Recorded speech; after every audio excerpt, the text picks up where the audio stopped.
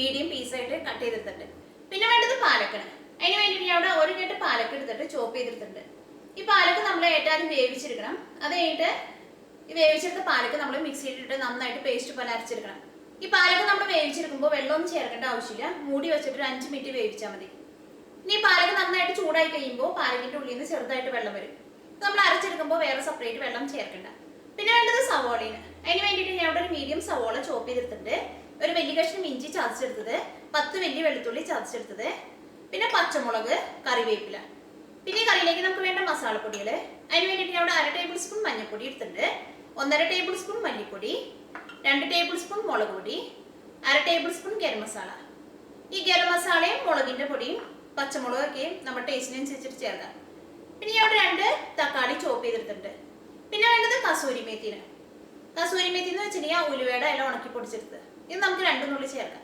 ഇത് കൂടുതൽ ചേർത്തിട്ടുണ്ടെങ്കിൽ കറിക്ക് ചെറുതായിട്ടൊരു കയ്പരസം ഉണ്ടാവും. മീനൊക്കെ കുടംപൊടി ഇട്ടിട്ട് കറി വെക്കുമ്പോൾ ഇത് 2 നുള്ളി ചേർത്തിട്ടുണ്ടെങ്കിൽ നമ്മുടെ കറിക്ക് ഒരു പ്രത്യേക ടേസ്റ്റ് ഉണ്ടാവും.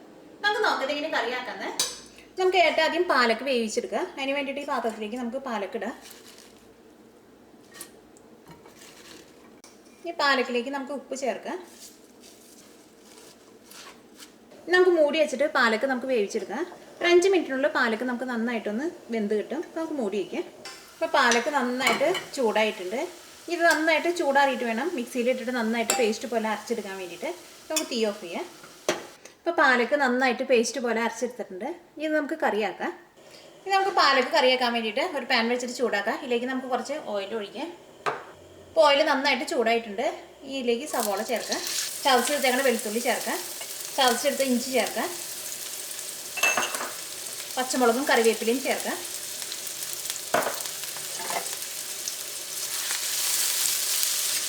ഇതെല്ലാം കൂടിയിട്ട് നമുക്ക് നന്നായിട്ടൊന്ന് മൊരിയിച്ചെടുക്കാം. ഈ സവോളയ്ക്കും കളർ മാറിയിട്ട് ചെറുതായിട്ട് ഒരു ഗോൾഡൻ ബ്രൗൺ ആവണം. ഇപ്പോൾ സവോളയ്ക്ക് നന്നായിട്ട് മൊരിഞ്ഞിട്ടുണ്ട്. ഇത് നമുക്കൊരു മീഡിയം ഫ്ലെയിമിൽ വെച്ചിട്ട് ഇതിലേക്ക് നമുക്ക് മസാലപ്പൊടികൾ ചേർക്കാം. ഏറ്റവും ആദ്യം മഞ്ഞൾപ്പൊടി ചേർക്കാം. അതിലേക്ക് 1/2 ടേബിൾ സ്പൂൺ മഞ്ഞൾപ്പൊടിയാണ് ചേർക്കുന്നത്. ഇപ്പോൾ മഞ്ഞൾപ്പൊടി എണ്ണയിൽ കിടന്ന് നന്നായിട്ട് മൊരിഞ്ഞിട്ടുണ്ട്. ഇനി ഇതിലേക്ക് നമുക്ക് മല്ലിപ്പൊടി ചേർക്കാം. ഞാൻ ഇതിലേക്ക് 1/2 ടേബിൾ സ്പൂൺ മല്ലിപ്പൊടിയാണ് ചേർക്കുന്നത്. ഈ മല്ലിപ്പൊടിക്ക് നമ്മൾ കറിയിൽ ചേർക്കുമ്പോൾ എപ്പോഴും ഫ്രഷ് ആയിട്ട് പൊടിച്ചിട്ട് ചേർക്കാം. അപ്പോഴായിരിക്കും നമ്മുടെ കറിക്ക് നല്ല ടേസ്റ്റ് ഉണ്ടാവുക. മഞ്ഞൾപ്പൊടിയൊക്കെ ഞാൻ നാട്ടിൽ നിന്ന് വരുമ്പോൾ പച്ചമഞ്ഞൾ വാങ്ങിച്ചിട്ട് നാട്ടിൽ നിന്ന് പൊടിച്ചുകൊണ്ടിട്ടാണ് ചെയ്യുന്നത്. മല്ലിയൊക്കെ ഞാനിവിടെ ഫ്രഷ് ആയിട്ട് പൊടിച്ചെടുക്കുക ചെയ്യാം. മല്ലിയൊക്കെ പൊടിച്ചെടുക്കാൻ നല്ല എളുപ്പമാണ്. മിക്സിയുടെ ചെറിയ ജാറിലിട്ടിട്ട് ഒന്ന് പൊടിച്ചെടുത്താൽ മതി, പെട്ടെന്ന് പൊടിഞ്ഞു കിട്ടും. ഈ മല്ലിപ്പൊടി എണ്ണയിൽ കിടന്ന് നന്നായിട്ട് മുരിഞ്ഞിട്ടുണ്ട്. ഇതിലേക്ക് നമുക്ക് മുളക് പൊടി ചേർക്കാം. ഈ മുളക് പൊടി നമ്മുടെ ടേസ്റ്റിനനുസരിച്ച് ചേർക്കാം. ഞാൻ ഈ കറിയിലേക്ക് മുളകിൻ്റെ പൊടി കുറച്ച് കൂടുതൽ ചേർത്തിട്ടുണ്ട്. ഞാൻ ഇതിലേക്ക് ചേർത്താണ് പച്ചമുളക്, കുറച്ച് എരിവ് കുറവുള്ള പച്ചമുളകാണ്. ഇതാണ് മസാലകളെല്ലാനും എണ്ണയിൽ കിടന്ന് നന്നായിട്ട് മുരിഞ്ഞിട്ടുണ്ട്. ഇനി ഇതിലേക്ക് നമുക്ക് തക്കാളി ചേർക്കാം. തക്കാളിയിലേക്ക് ആവശ്യത്തിന് ഉപ്പ് ചേർക്കാം. ഇതെല്ലാം കൂടിയിട്ട് നന്നായിട്ടൊന്ന് മിക്സ് ചെയ്യാം. ഇപ്പോൾ മസാലകളെല്ലാം ഈ തക്കാളിയിൽ നന്നായിട്ട് മിക്സ് ആയിട്ടുണ്ട്. ഇനി നമുക്കൊരു മീഡിയം ഫ്ലെയിമിൽ വെച്ചിട്ട് മൂടി വെച്ചിട്ട് ഈ തക്കാളി നമുക്ക് വേവിച്ചെടുക്കാം. ഈ തക്കാളി നന്നായിട്ട് വെന്ത് നന്നായിട്ട് ഉടയണം. നമുക്കൊരു മീഡിയം ഫ്ലെയിമിലിട്ടിട്ട് മൂടി വയ്ക്കാം. എന്നിട്ട് എണ്ണയ്ക്ക് നന്നായിട്ട് തെളിഞ്ഞു വന്നിട്ടുണ്ട്.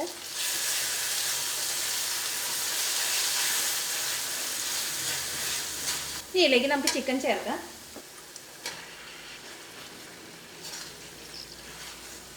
ചിക്കനിലേക്ക് ആവശ്യത്തിന് ഉപ്പ് ചേർക്കാം.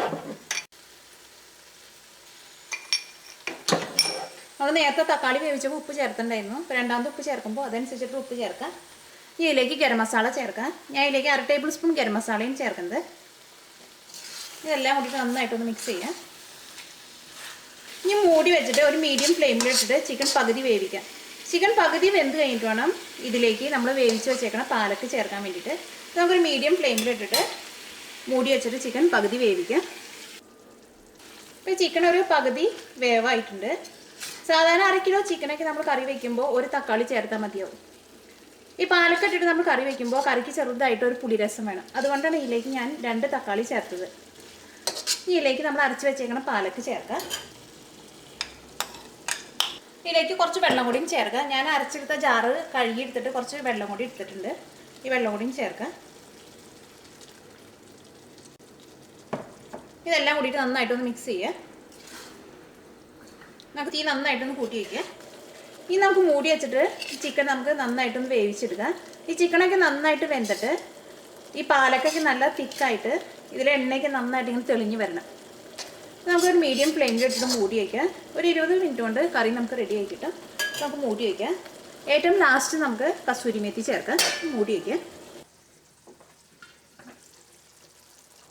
ഈ കറിയിലെ ചിക്കനൊക്കെ നന്നായിട്ട് വെന്തിട്ടുണ്ട്. ഇതിൻ്റെ ഗ്രേവിക്ക് നല്ല തിക്കായിട്ട് എണ്ണയൊക്കെ നന്നായിട്ട് തെളിഞ്ഞ് വന്നിട്ടുണ്ട്. കറി നമുക്കൊന്ന് ഇളക്കാം. ഈ കറിയിലേക്ക് നമുക്ക് 2 നുള്ള കസൂരി മേത്തി ചേർക്കാം.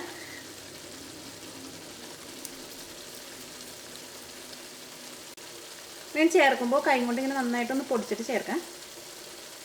കസൂരി മേത്തി ചേർത്തിട്ട് പിന്നെ ഒരു 2 മിനിറ്റ് കൊണ്ടും കറി നന്നായിട്ടൊന്ന് ചൂടാക്കാം. അപ്പോൾ പാലക്ക് ചിക്കൻ കറി റെഡി ആയിട്ടുണ്ട്. ഈ കറി ചപ്പാത്തിയുടെ കൂടെ കഴിക്കാനായിരിക്കും ഏറ്റവും ടേസ്റ്റ് ഉണ്ടാവുക.